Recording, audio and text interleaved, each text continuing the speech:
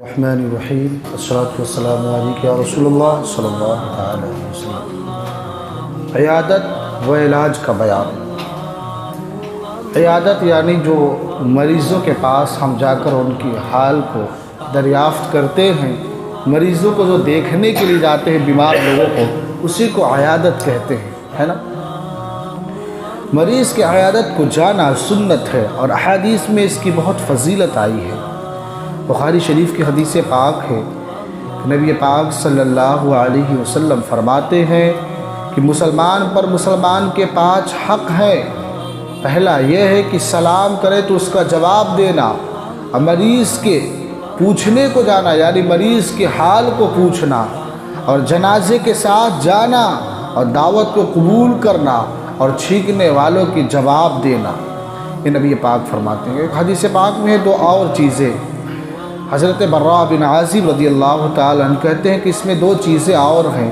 نبی پاک نے فرمایا کہ قسم کھانے والوں کی قسم پوری کرنا اور مظلوموں کی مدد کرنا۔ ہر مسلمان پہ یہ 7 چیزیں ضروری ہے کہ وہ کرے۔ اور ایک حدیث پاک سماعت کریں، صحیح مسلم شریف میں حدیث پاک موجود ہے۔ ابو ہریرہ رضی اللہ تعالیٰ عنہ سے مروی ہے، نبی پاک صلی اللہ علیہ وسلم فرماتے ہیں کہ اللہ تبارک و تعالیٰ روز قیامت فرمائے گا۔ بہت پیاری بات ہے، سنیں۔ اللہ تبارک و تعالیٰ روز قیامت فرمائے گا، اے بنی آدم، اے آدم کے اولاد، میں بیمار ہوں، تم نے میری عیادت نہ کی۔ اللہ بندہ عرض کرے گا، اے اللہ تو تو مالک ہے، تو رب العالمین ہے، تو ساری چیزوں سے پاک ہے، معاذ اللہ تو یہ عیادت کون کرے گا؟ تو اللہ فرمائے گا، یعنی خدا فرمائے گا کہ کیسے بیمار ہو سکتا ہے؟ تو اللہ فرمائے گا، کیا تجھے معلوم نہیں کہ میرا فلاں بندہ بیمار تھا، تو نے اسے دیکھنے نہیں گیا؟ اللہ فرمائے گا کہ مراد اس سے یہ نہیں کہ میں معاذ اللہ بیمار ہوں۔ اللہ فرمائے گا، میرا فلاں بندہ بیمار تھا، کیا تو اسے دیکھنے نہیں گیا؟ تو کیا تو نے نہیں جانتا کہ اگر اس کی عیادت کو جاتا تو میں اس کے پاس ہوتا اور تم پہ میں رحم فرماتا؟ اللہ فرمائے گا، یہ حدیث پاک ہے مسلم شریف کی، کہ بروز محشر قیامت کے دن اللہ تعالیٰ فرمائے گا اپنے بندوں سے، اے بندے، کیا میری بیماری میں تو شریک کیوں نہیں ہوا؟ بندہ کہے گا، یا اللہ تو بیمار سے پاک ہے، تیرے لیے بیماری تو محال ہے، تو کیسے بیمار ہو سکتا؟ تو اللہ فرمائے گا، بیمار سے مراد میں نہیں ہوں، میرا فلاں بندہ فلاں دین بیمار تھا، تو اسے دیکھنے کیوں نہیں گیا؟ تمہیں معلوم نہیں تھا کہ تم میرے بندوں کو دیکھتا تو میں تم پہ رحم کرتا۔ اللہ اکبر۔ اور آخری ایک اور باتیں اور فرمائے گا اللہ تعالیٰ، اے بنی آدم، تو نے مجھ سے کھانا طلب کیا تو میں نے تجھ سے کھانا طلب کیا، تو نے کھانا کیوں نہیں دیا؟ اللہ اکبر۔ عرض کرے گا، یا اللہ کس طرح کھانا دیتا؟ تو تو رب العالمین ہے، تو کھانے پینے سے پاک ہے، تو مالک و مولا ہے تو ہمارا، تو کیسے کھانا کھا سکتا؟ اللہ اکبر۔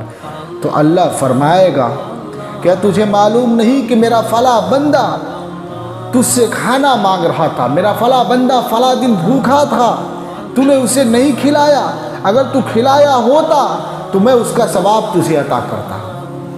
پھر ایک آخری بات ہے کہ اللہ فرمائے گا، اے بنی آدم، تنہیں پانی کیوں نہیں دیا؟ بندہ عرض کرے گا، اے میرے مولا، تو تو رب العالمین ہے، تو پینے کھانے سے پاک ہے، تو تو مولا تعالیٰ کو، میرے مالک تجھے پانی کیسے دیں؟ اللہ فرمائے گا، میرے فلاں بندہ فلاں دن پیاسا تھا، تو نے اسے پانی کیوں نہیں دیا؟ تو پانی دیتا تو میں تجھ پہ رحم فرماتا، میں اس کا صلہ عطا کرتا تجھے۔ اللہ، کتنی بڑی بات ہے۔ یعنی 3 باتیں اس میں کہے حدیث پاک میں بتائی گئی۔ پہلی بات تو یہ ہے کہ کوئی بیمار، اگر کوئی مریض بیمار ہو، ہاسپیٹل میں ہو، تکلیف میں ہو، تو جا کر اس کے حوصلہ افزائی کریں، جا کر یہ سنت کریمہ ادا کریں۔ حضور جایا کرتے تھے، حضور تو نہ روایتوں میں آتا ہے حضور دشمنوں کی بھی عیادت کیا کرتے تھے۔ آپ نے واقعہ نہیں سنا کہ حضور کے اوپر بڑھیا روز کچرا پھینکا کرتی تھی؟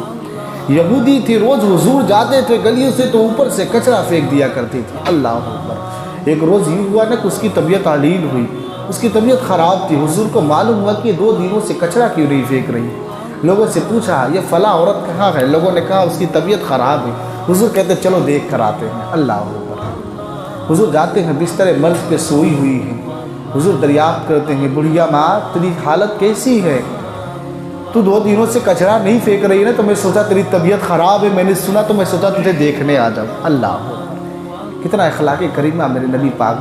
حضور دیکھنے جا رہے، بڑھیا دیکھنے کے بعد رونے لگتی ہے کہ اتنا پیارا نبی جو ہم روز اس کے اوپر کچرے پھینکتے ہیں، وہ نبی مجھے دیکھنے آ گیا۔ اللہ اکبر۔ ترنت اٹھتے کہتے اے نبی پاک مجھے کلمہ پڑھا دیجیے۔ تو یہ حضور کا حسن اخلاق تھا میرے عزیزو۔ حضور نے یہ جو ہمارے لیے نمونہ پیش کیا نا، یہ سارے مسلمانوں کے لیے بہت بڑا نمونہ ہے۔ آج ان چیزوں سے ہم تو کوشوں دور نظر آتے ہیں۔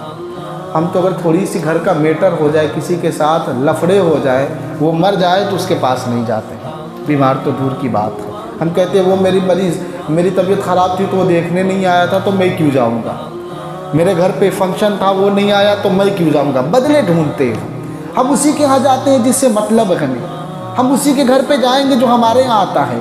ہم جاتے بھی ہیں تو یہ نیت سے نہیں کہ نبی پاک کی سنت ادا کرنے جا رہے ہیں۔ میں سب کو نہیں کرا، کچھ لوگ ہوتے ہیں جو سنت ادا کرنے جاتے ہیں، مگر ہم اس لیے جاتے ہیں فلانا بہت چاہتا ہے، پیسے والا ہے، میرا مدد کرتا ہے، یا کچھ بھی ہو، چلو ہم اس کو دیکھ کر آتے ہیں۔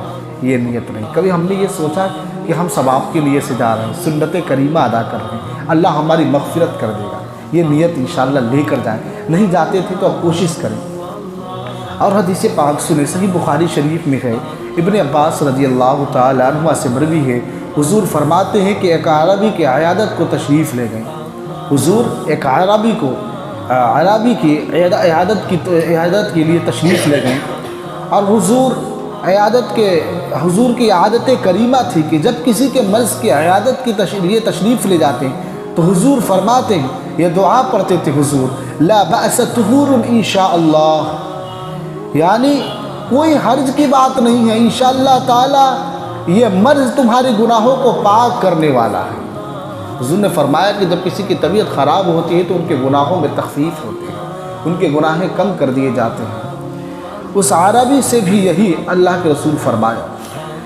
اور ابو داؤد و ترمذی میں امیر المومنین مولا علی رضی اللہ تعالی وجہہ الکریم سے راوی ہیں، فرماتے ہیں جو مسلمان کسی مسلمان کی عیادت کے لیے صبح کے لیے جائے، یعنی صبح کو نکلے کسی مسلمان کی عیادت کے لیے، تو شام تک اس کے لیے 70,000 فرشتے استغفار کرتے ہیں۔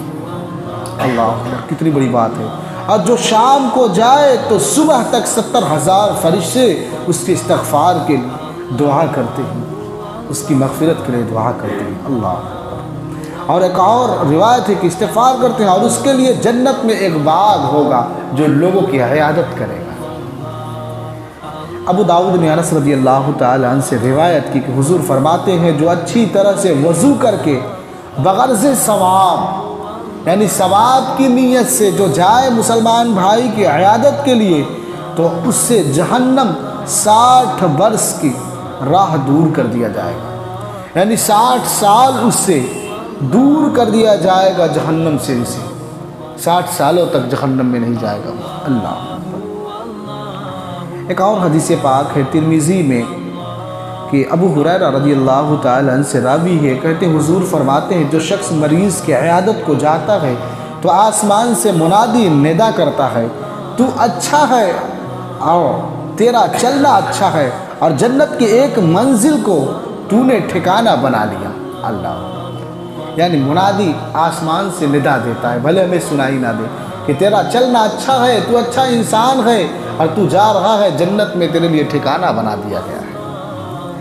ابن ماجہ میں امیر المومنین عمر فاروق رضی اللہ تعالی عنہ سے راوی ہے، حضور فرماتے ہیں تو مریض کے پاس جائے تو اس سے کہہ کہ تیرے لیے دعا کرے، اس کی دعا ملائکہ کے دعاؤں کے مانند ہے۔ اللہ، یعنی جس طرح فرشتوں کی دعا قبول ہوتی ہے اسی طرح مریضوں کی دعا قبول ہوتی ہے۔ اللہ، حضور فرماتے ہیں جب بھی کسی بیمار کے پاس جاؤ تو کہو بھائی میرے لیے دعا کر دو، ہے نا۔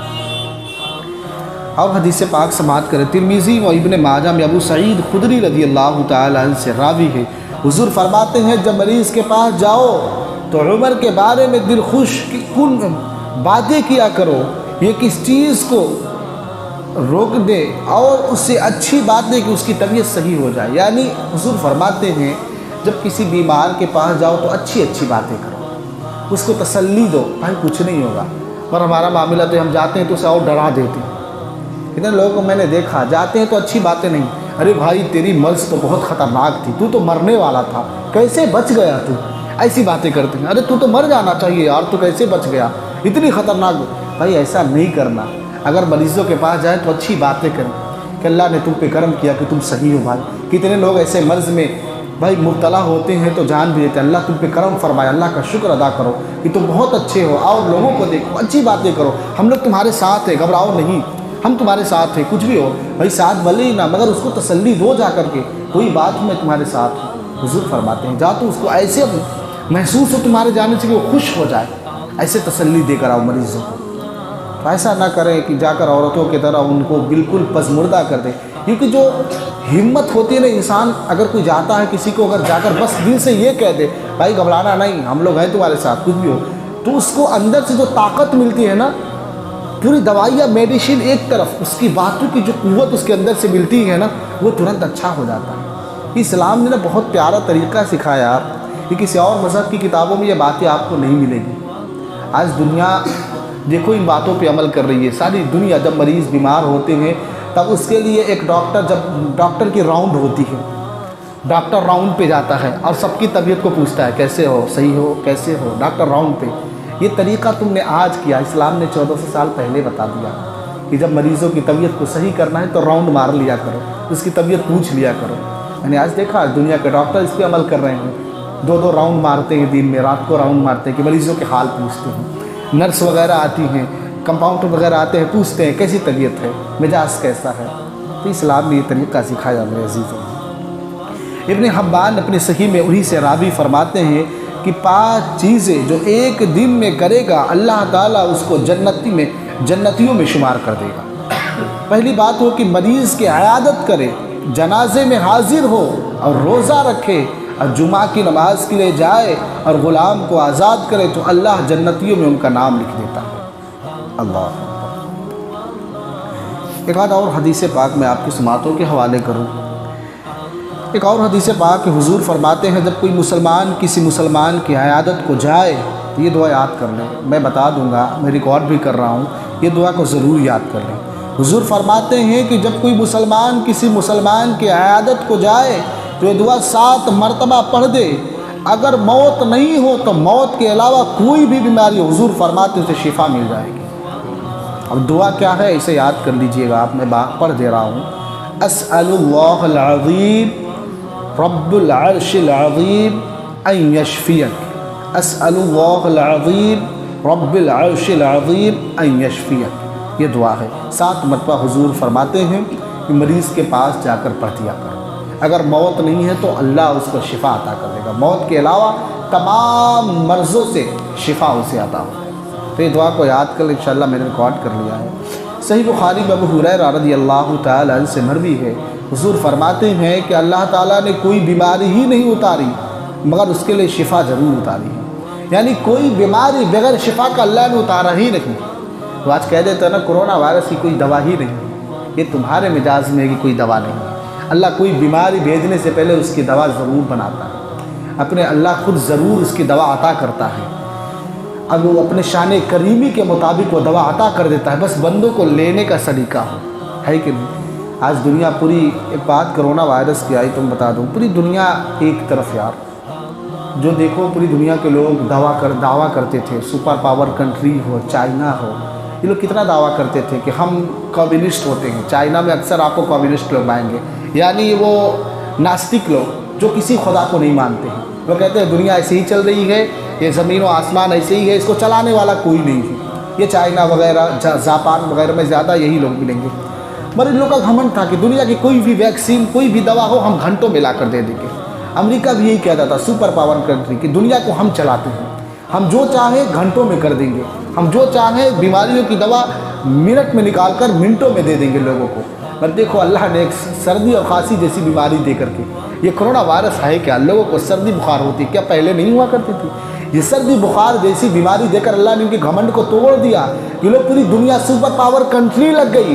آج تک ویکسین بنانے کے بعد بھی انہیں بھروسہ نہیں ہے کہ اس سے اچھا ہو سکتی. آج بھی کہہ رہے کہ تم سینیٹائز کرو, پھر ڈبل ڈوز لگاؤ, یہ لگاؤ, کوئی بھروسہ نہیں ہے انہیں. ہونے کے بعد کتنے لوگوں کے کیسز پائے گئے کہ وہ ویکسین لگانے کے بعد بھی انہیں کرونا وائرس بھی پایا گیا, اور مائکرون بھی پائے گئے. یہ ویریئنٹ کئی پائے جا رہے ہیں, تھرڈ ویو آ رہے ہیں. مگر دیکھو اللہ نے کتنا گھمنڈ توڑا لوگوں کا, کہ جو اپنے آپ کو کہتے تھے کہ ہم اللہ سے مخالفت کرنے کے لیے اتر گئے تھے, کہ ہم جو چاہیں وہ کر دیں گے. مگر چھوٹی سی بیماری اللہ نے دے کر ان کے گھمنڈ کو توڑ دیا.